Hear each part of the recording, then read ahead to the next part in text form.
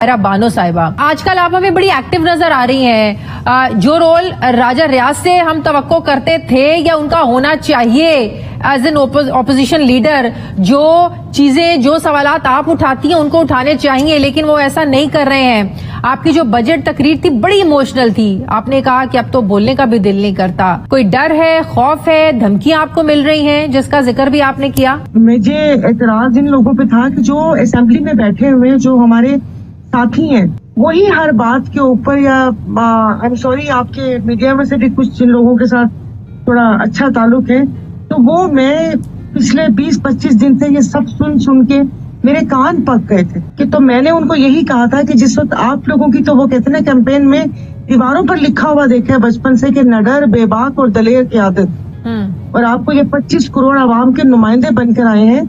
अगर किसी के साथ ज्यादती होती है तो आप नहीं बोलेंगे तो कौन बोलेगा? तो यही जो मेरे साथी हैं, यही पिछले 20-25 दिन से यही हो रहा है कि खामोश हो जाओ, चुप हो जाओ, ये हो जाओ, वो हो जाओ। तो मैं यही पूछना चाह रही थी कि क्या होगा मेरे साथ? नहीं, कौन से साथी?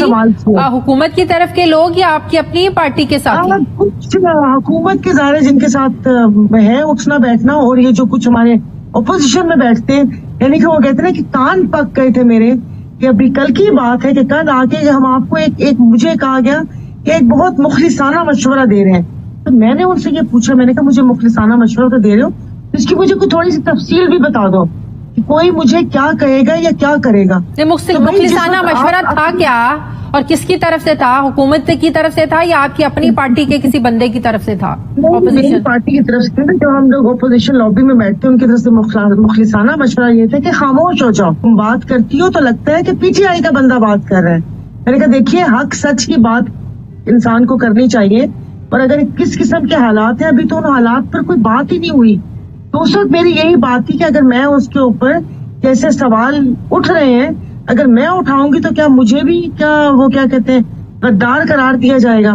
सवाल मेरा बेसिकली ये था, और फिर बस जाहिर थोड़ा जज्बाती इसलिए हो गई, इसलिए कि मैं जो खवातीन, मैं बरमला नाम लूंगी, आलिया हमजा मलिक के घर में जो हुआ, और मैं गई हूँ, और जिस तरीके से जिस ट्रॉमा से उनकी घर वाले गुजर रहे हैं, कि भाई अगर कसूर उसका था, गलती थी ना, गुनाह तो नहीं था ना, घर वालों का क्या कसूर?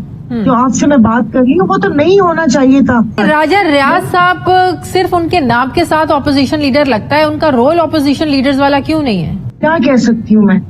आप बैठती हैं, आपके साथ मुलाकात होती होगी, ऑपोजिशन लीडर है वो, आपसे तो बड़ी गपशप रहती होगी, तो उनसे कभी पूछा नहीं है कि आपका रवैया कैसा है? आप हुकूमत में, आप हमारे साथ हैं। अब मुझे ये समझ नहीं आ रही कि मैंने पूछा था कि अगर आपको पीटीआई से इख्तलाफात थे, जो आप अपनी पार्टी के साथ जो बाकी लोग थे, जाहिर है ये भी कोई वो डाई हार्ट तो पीटीआई के थे ही नहीं।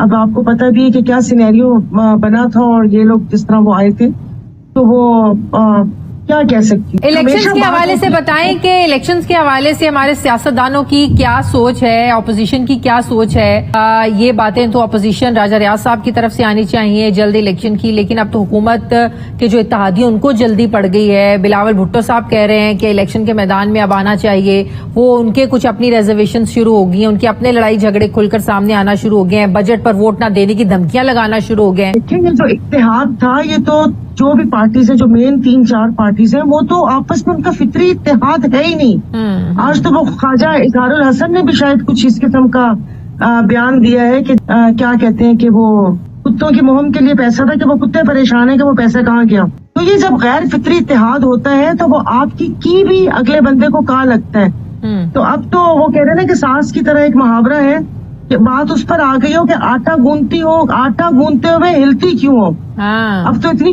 बातों पर एतराजात इनके शुरू हो गए हैं। तो ये इत्तेहाद चलता हुआ लग रहा है। वैसे तो 2 महीने रह गए हैं असेंबली के वक्त में, ये इत्तेहाद पहले खत्म हो सकता है या आपको लग रहा है मुकम्मल करके अपना वक्त इलेक्शन में जाएंगे ये लोग? अगर इनकी अपनी अपनी बका की जंग है तो नून लीग बहुत बड़ी गलती कर रही है। वो अपनी कोई थोड़ी सी चंद एक अचीवमेंट से वो समझ रही है कि शायद हम लोग मतलब सब कुछ सीधा वो हो गया, लेकिन ये इत्तेहाद मुझे राजा रियाज साहब की एक बात बड़ी अजीब लगी, वो भी ये बात कर रहे हैं कि हमें तो तब तक इलेक्शन में जाना नहीं चाहिए जब तक माशी हालात दुरुस्त ना हो जाएं। वो तो नून लीग वाली जबान बोल रहे हैं। अब पता नहीं, अब वो अपने हालात की, अपनी माली हालात की बात कर रहे हैं, और उन्होंने तो तायद की है कि अगर इस असेंबली की मुद्दत बढ़ाने के लिए कोई करारदाद आई तो वो उसको भी सेकंड करेंगे। और पीपल्स पार्टी का तो ये है ना कि पीपल्स पार्टी के पास तो अब जो नून लीग वाले कहते हैं कि जी उनके पास सिंध है, और उससे एक ट्वीट आती है नासिर शाह साहब की कि अगला वजीर आजम बिलावल भुट्टो, और दूसरी ट्वीट आती है हिना परवेज भट्ट की कि अगली वजीर आजम मरियम नवाज।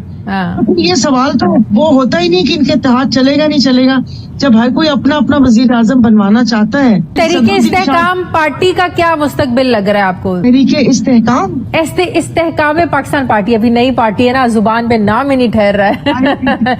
इस्तेहकाम पाकिस्तान पार्टी, वो तहरीके इंसाफ से लोग भी तो तहरीके इंसाफ के है ना उसमें, तो अभी नई पार्टी है, जुबान पे चढ़ते चढ़ते और टाइम लगेगा एडजस्टमेंट में। कुछ बयानियां बनाते हैं उन लोगों के खिलाफ। अब हमारे जहन में उनका एक वही क्या कहते हैं साका बना हुआ है जो 4-5 साल से सुनते आए हैं, और अब एकदम से वो अच्छे हो गए। अल्लाह पाक पहले उनको इस्तेहकाम बख्श दे, लोगों का सामना करने की हिम्मत आ जाए, सर नीचे करके ना बैठे में हो, सीना तान के बैठे में हो, तो फिर उनका मुस्तकबिल है। लेकिन समझ नहीं आ रही। अब आप मुझे बताएं, नोमान लंगड़ियाल SAPM और ओन चौधरी SAPM पार्टी वो तहरीके इस्तेहकाम में है। इस्तेहकाम पार्टी जो है फिर मेरे से भी तहरीके देखा टमक लगेगा, लेकिन नाम तो बदला है। ये तो मैंने भी कहा, चेहरे तो वही हैं लेकिन नाम तो बदला। तहरीके इंसाफ के नाम से तो पार्टी नहीं वो लॉन्च कर सकते थे ना। ये पाकिस्तान की सियासत है, यहाँ पर कुछ भी हो सकता है। आप ये बताएं कि चौधरी परवेज इलाही साहब, जब आप लोग तहरीके इंसाफ की हुकूमत के इत्तेहादी थे, आपके वो इत्तेहादी थे पंजाब में भी, तो वो उनके साथ जो सलूक हो रहा है इस पर आप लोगों की तरफ से कोई आवाज नहीं उठाई जा रही है? बहुत बुरा वो है। एक खानदान, इनके खानदान की तो मिसालें देते थे, इनकी रवादारी की, इनकी मोहब्बत की सारी। वो तो अब मुझे बताया ना कि जब घर के दरवाजे और ये भी टूटे हुए थे, और वो मुस्कुराए भी हैं वजाहत साहब, और बड़ा मजे का देखे कि ब्यूरो चीफ को देख के मुस्कुराए थे। तो ये नहीं होना चाहिए था।